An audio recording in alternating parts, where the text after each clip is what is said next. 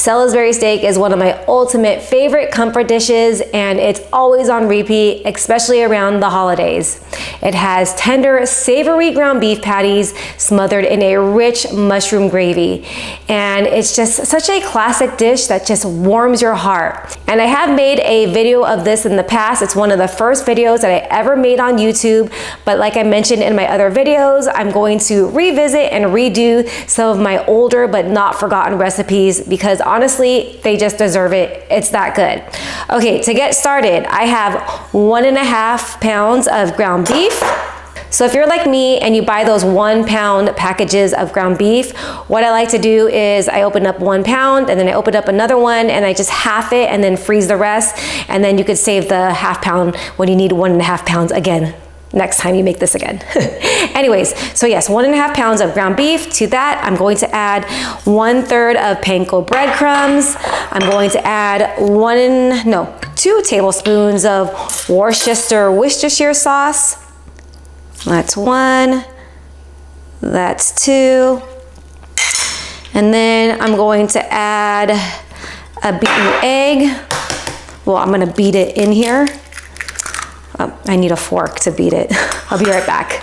All right, so I have my fork. I'm just going to quickly beat my egg right into the bowl here. That's good enough. And then I'm going to add 1.5 teaspoons of garlic powder. This is basically half a tablespoon. You know what, I forgot my teaspoon. It's over there, but this is half a teaspoon. So to make 1 teaspoon, we'll add 2 halves. So we need 1 1/4 teaspoon of salt total. So this is a 1/4, yes. Okay, so that's the salt.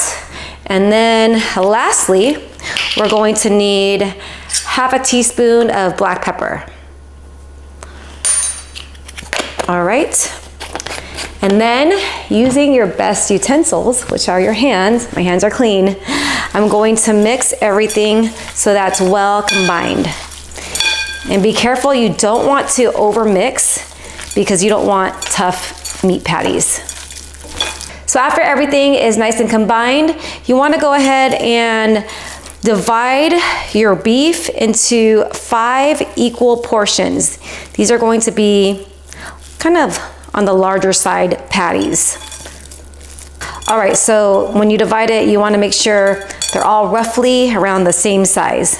After you divided them, just go ahead and roll them up into patties. Salisbury steak is actually one of the first meals that I've ever made. I remember when my dad's best friend would come and visit us from Virginia. This was back when I used to live at my parents' house, and he would make this for us every time he visited, and he showed me how to make it. But my uncle passed away not too long ago, but ever since then, ever since he showed me how to make this, I have been making this recipe over and over. It's one of my go-to recipes when my family comes over because number one, it's so easy, but literally you just form beef patties and make the gravy and let it simmer a little bit. And like I said, it's super simple to make. And number two, it's so delicious, everyone loves it. So thank you in heaven, Uncle Ray, for this recipe. This will be passed down to hopefully my kids and my kids' kids.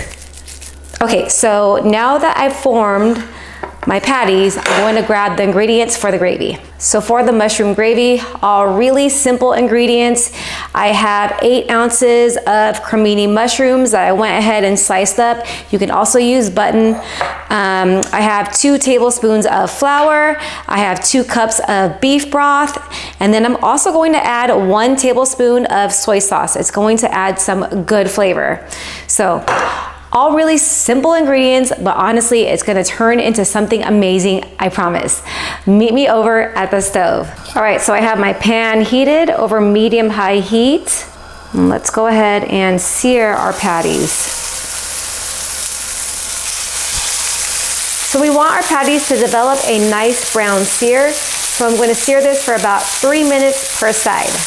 Okay, it's been about 3 minutes. I'm going to flip these guys over. See that nice brown sear? That's what we're looking for.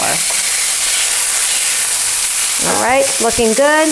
And we'll let this sear for another 3 minutes. Okay, so that was 3 minutes. Let's remove and set these guys aside.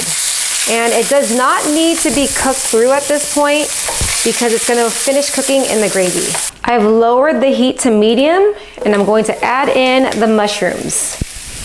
I'm also going to add in some salt, and then we'll cook this down for about 5 minutes to get the mushrooms nice and tender.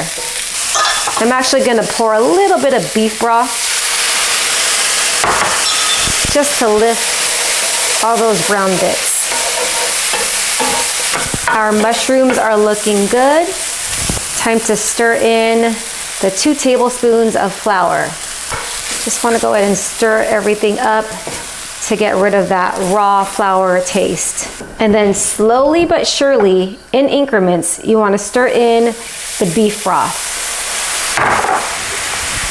And you want to do this in increments to avoid lumps. So once it's looking like the flour is well incorporated, which I used about half of the beef broth already, now I'm going to just add in the rest. So adding the beef broth in increments will help the gravy come out nice and smooth. Now I'm going to add in 1 tablespoon of soy sauce. This is going to give it some yummy flavor. Also going to season it with some black pepper. And we'll let the gravy simmer until it's nice and thickened. This will take about 2 to 3 minutes, keeping the heat on medium. All right, so our gravy is looking amazing. It's nice and thick. Let's go in with the beef patties. Remember, these beef patties are not fully cooked through, but they're gonna finish cooking in the gravy. I'm going to lower the heat to medium-low, and then I'll cover it and cook it for another 10 minutes. So I'll see you guys in 10 minutes. Our Salisbury steak is through cooking, and take a look at the final product. And it's smothered in this rich, delicious gravy.